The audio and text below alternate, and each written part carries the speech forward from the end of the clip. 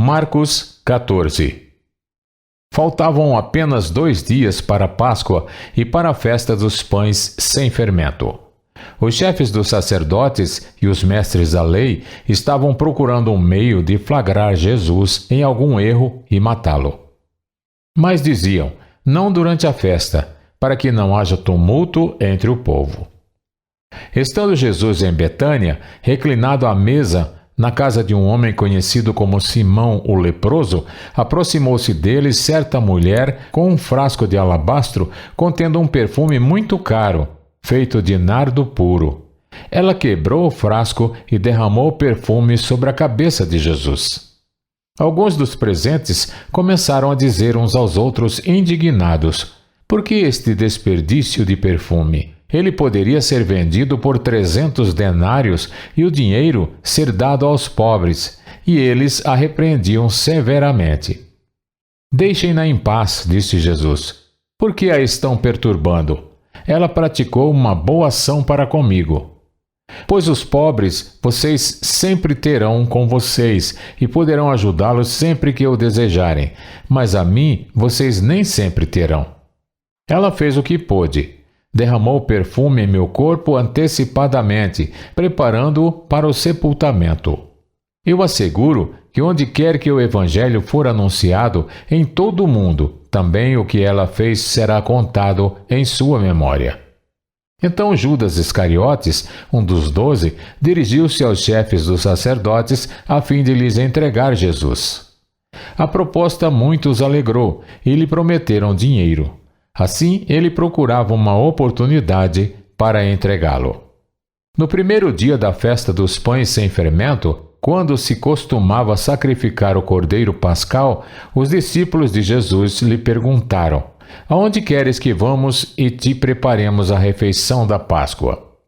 Então, ele enviou 2 de seus discípulos, dizendo-lhes: entrem na cidade e um homem carregando um pote de água virá ao encontro de vocês. Sigam-no. E digam ao dono da casa em que ele entrar: o mestre pergunta: onde é o meu salão de hóspedes, no qual poderei comer a Páscoa com meus discípulos? Ele mostrará uma ampla sala no andar superior, mobiliada e pronta. Façam ali os preparativos para nós. Os discípulos se retiraram, entraram na cidade e encontraram tudo como Jesus lhes tinha dito, e prepararam a Páscoa. Ao anoitecer, Jesus chegou com os 12. Quando estavam comendo, reclinados à mesa, Jesus disse: digo que certamente um de vocês me trairá, alguém que está comendo comigo. Eles ficaram tristes e um por um lhe disseram: com certeza não sou eu.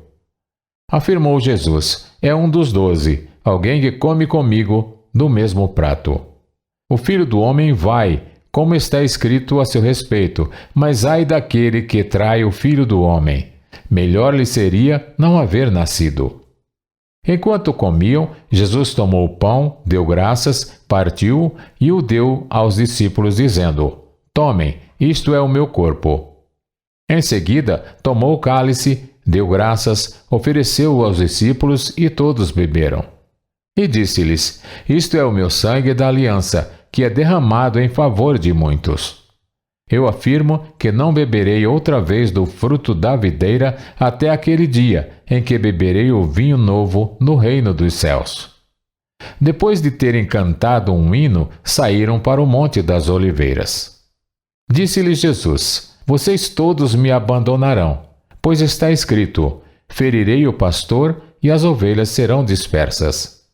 Mas, depois de ressuscitar, irei adiante de vocês para a Galiléia. Pedro declarou: ainda que todos te abandonem, eu não te abandonarei.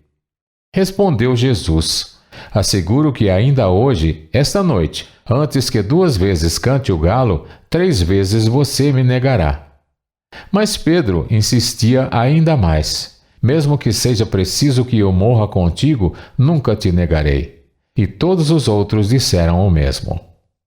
Então foram para um lugar chamado Getsêmani, e Jesus disse aos seus discípulos: sentem-se aqui enquanto vou orar. Levou consigo Pedro, Tiago e João, e começou a ficar aflito e angustiado. E lhes disse: a minha alma está profundamente triste, numa tristeza mortal. Fiquem aqui e vigiem.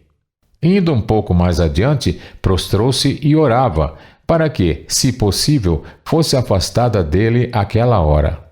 E dizia: Abba, Pai, tudo te é possível. Afasta de mim este cálice.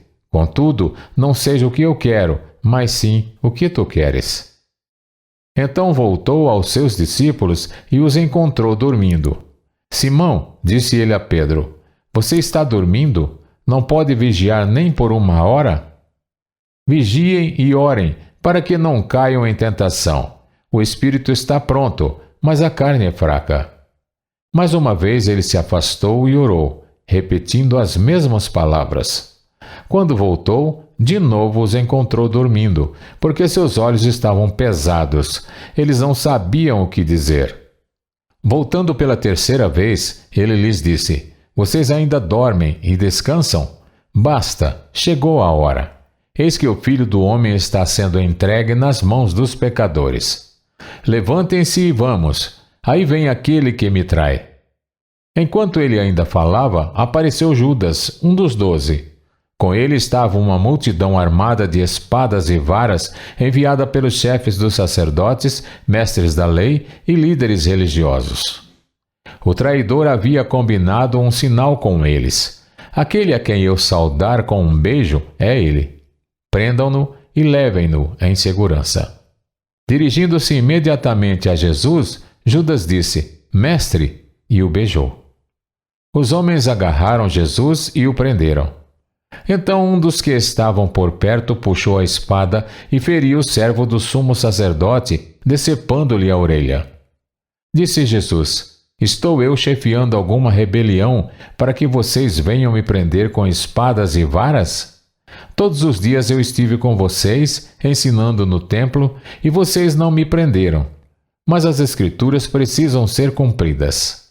Então todos o abandonaram e fugiram. Um jovem, vestindo apenas um lençol de linho, estava seguindo Jesus. Quando tentaram prendê-lo, ele fugiu nu, deixando o lençol para trás. E levaram Jesus ao sumo sacerdote. E então se reuniram todos os chefes dos sacerdotes, os líderes religiosos e os mestres da lei. Pedro o seguiu de longe até o pátio do sumo sacerdote. Sentando-se ali com os guardas, esquentava-se junto ao fogo. Os chefes dos sacerdotes e todo o sinédrio estavam procurando depoimentos contra Jesus para que pudessem condená-lo à morte, mas não encontravam nenhum. Muitos testemunharam falsamente contra ele, mas as declarações deles não eram coerentes.